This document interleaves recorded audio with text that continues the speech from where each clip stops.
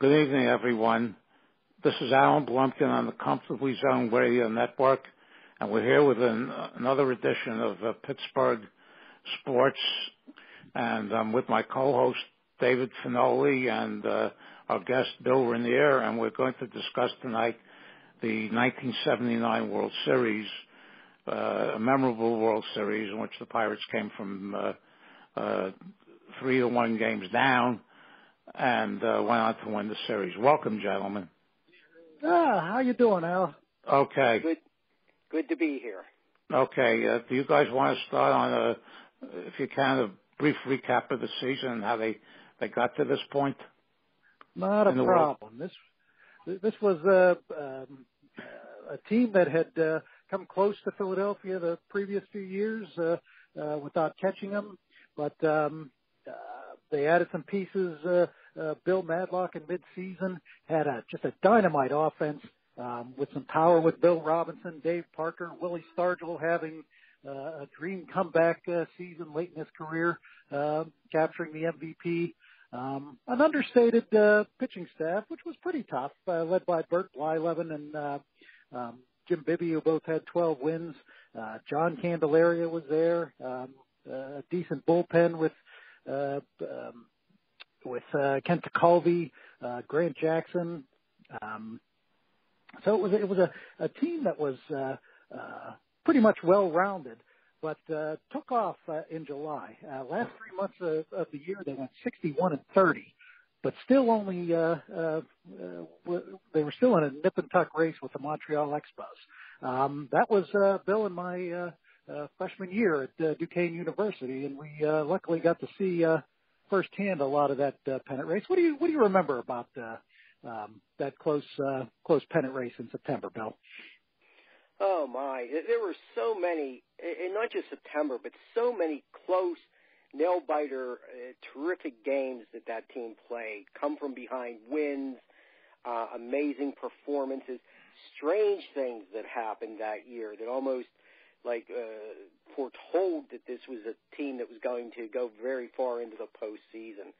One of the first of those strange events actually involved a person who was a guest at Dave's wedding.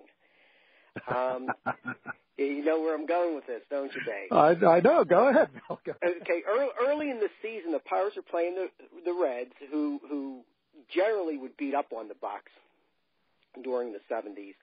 They're playing Cincinnati. It's during, if you remember, maybe Allie, maybe you remember this. There was an umpire strike early in the season. Yeah, you're right. And so there were substitute umpires umping the game, and one of them was a gentleman named Harry Smale, who locally in the Jeanette Greensburg area was kind of a sports legend. He reffed like everything, and he stood out because he was a very, very rotund, large man. Anyways, in this particular game, Harry's umping at third base, and Willie Stargell's up. I believe it was the tying or winning runs in scoring position. There's 2 strikes on Stargell. Cincinnati pitcher throws a ball. Stargell looks to me. I remember watching the game and thinking, "Oh, he struck out." However, they didn't. Home play umpire didn't call it a strike, and they appealed to third base, and Harry Smale gave the safe signal. Stargell then proceeded to get a game-winning hit, and it was just kind of one of those like fluky kinds of things that happened that year in 1979 for the Bucks. In fact, Stargell made a comment the next day to Joe Morgan. They had been friends growing up, and or knew each other growing up anyways, and Morgan said, "Boy, you got lucky on that play." And Stargell said, "Yeah, I bought that guy a 6-pack of beer and 3 pizzas after the game." Well, it was just a wild year. I remember the first game at Duquesne, Bill, and I'm sure you do too, a late night affair in San Diego, a 19-inning game.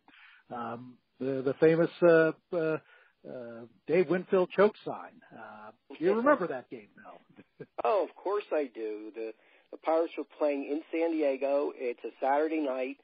The game, I want to say it was going on locally here in Pittsburgh, the 3-hour time delay.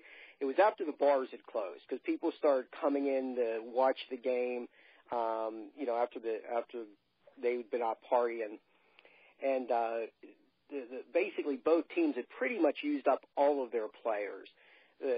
Tanner was using Dave Roberts at that point. It was probably the nominal 10th man on the staff in relief. Was it? I can't remember the exact inning, Dave. Was it like the 13th inning, maybe?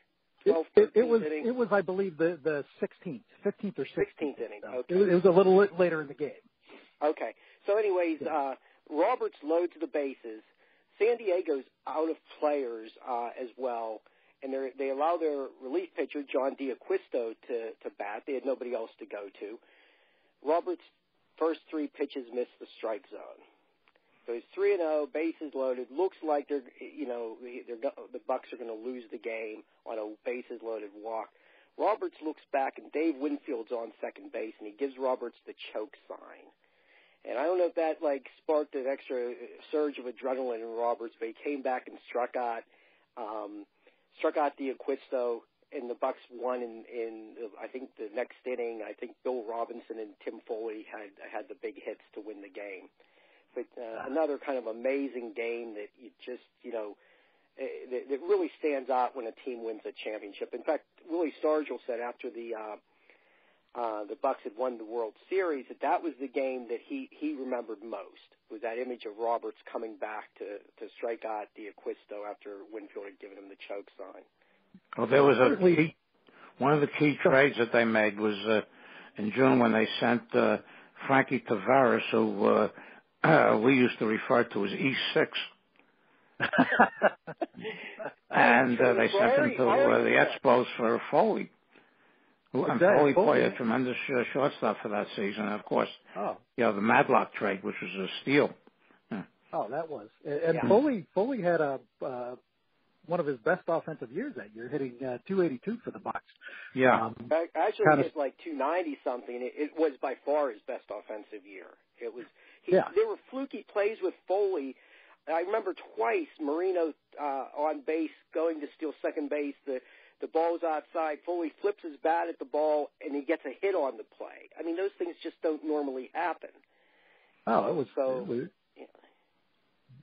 tremendous. I mean, just a tremendous year, and then they kind of decisively defeat Montreal late in the year to kind of sew things up. And their prize for the East is facing their nemesis, a team they had never beaten in the playoffs before, who had beaten them in 70, 72. Was it 75 also? Yeah. 75 also, they beat them, Yeah. So but they hadn't beaten anybody except the Giants in 71. Yes. Exactly. And going into this, I mean, they played just 2 tremendously exciting games in Cincinnati. If I'm not mistaken, both went to extra innings. Yes. And Stargell wins the first with a homer. And do you recall that? That second game, Al?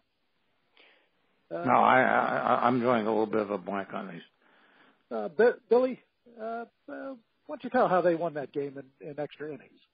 Okay, well, I believe that Foley came through with the hit, and then I think Dave Parker drove in the winning run. But one of the keys in those first 2 games was that Tanner went to Don Robinson in relief. Robinson was mostly a starting pitcher that year. He battled arm problems. So in the postseason, I think Enrique Romo, who was kind of today you might call him a setup man for Tekulve and Grant Jackson, but Romo was having some difficulties. He wasn't quite as effective down the stretch in September, and Tanner went to Robinson, kind of in that role of not really. Well, in this case, it wasn't a setup guy because he'd already used Jackson and Tekulve. So he went to Don Robinson, and Robinson recorded a couple big outs. I think in the one game he got a very big strikeout at Johnny Bench, or George Foster, perhaps it was. But he got a really couple big outs and really kept the Bucks in the game when it looked like Cincinnati was going to win in the bottom half of their 9th inning. Well, then they come home for Game 3, and it was a celebration, a very one-sided.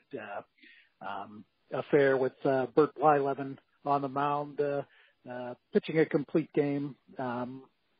Certainly the bugaboo with him that year was, and him really in his time in Pittsburgh is the way Chuck Tanner used him, which Bert liked to complete his games. But that day, everything went right for the Pirates, and if I'm not mistaken, it was either 7-0 or 7-1. 7-1, yeah. 7-1 was the final of that game, and a decade of frustrating matchups against the Reds.